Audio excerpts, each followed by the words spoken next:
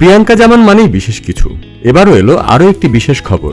আজ তার জন্মদিন, আর জন্মদিনের আগের দিনে তিনি জানিয়েছেন মাতৃত্বের সুখবর। বর্তমান সময়ে সোশ্যাল মিডিয়ায় বেশ আলোচিত অভিনেত্রী প্রিয়াঙ্কা গেল বছরের নভেম্বরে বিয়ে করেছেন। টেক্সটাইল ইঞ্জিনিয়ার রাকিবুল হাসানের সঙ্গে পারিবারিকভাবেই বিয়ে হয় তার। বিয়ের 2 মাস না যেতেই এবার দিলেন সন্তানের খবর। অভিনেত্রী জানান মা হচ্ছেন তিনি।